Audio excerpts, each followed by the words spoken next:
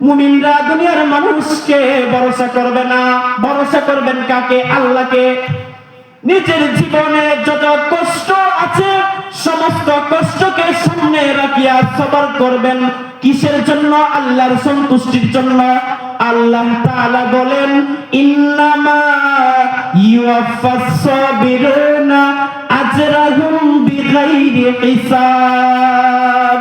এই আয়াতে যে আল্লাহ পাক বলছেন সবরকারী, ইন্নামা ইউওয়াফাস সাবিরুনা আজরাহুম বিগাইরি হিসাব, যারা পরিপূর্ণভাবে সবর করে, নিজের কষ্ট শুধু আল্লাহর কাছে বলে, মানুষের কাছে অভিযোগ করে না, মানুষের কাছে বলে না, শুধু আল্লাহর উপরে ভরসা করে, আল্লাহর সন্তুষ্টির জন্য সবর করে, আল্লাহর কাছে বলে, আল্লাহ বলেন আজরাহুম বিগাইরি হিসাব, অগণিত হিসাব ছাড়াই এদেরকে বিনা হিসাবে জান্নাতে প্রবেশ করানো হবে।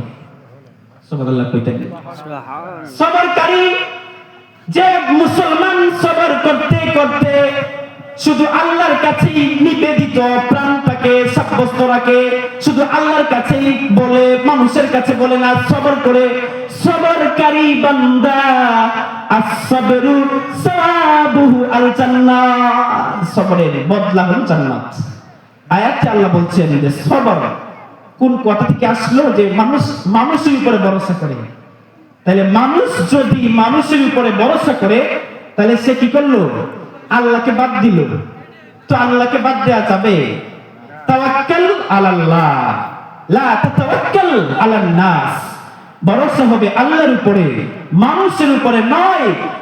কঠিন মুসিবতে সবর করবেন আল্লাহর সন্তুষ্টির জন্য, শুধু আল্লাহর কাছে বলবেন নিজের দুঃখ ক্লেশ বেদনা, সবরকারী হয়ে যাও।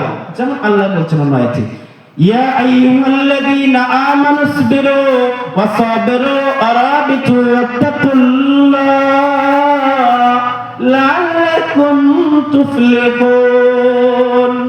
আল্লাহ তাআলা বলেন, ইয়া আইয়ুহাল্লাযীনা আমানু, হে ঈমানদারগণ, ইসবিরু, তোমরা সবর করো, ওয়াসাবিরু, সবর করতে করতে সবরকারী হয়ে যাও, ওয়ারাবিতু, ওয়ারাবিতু হলো ধারাবাহিকভাবে ইবাদত করো।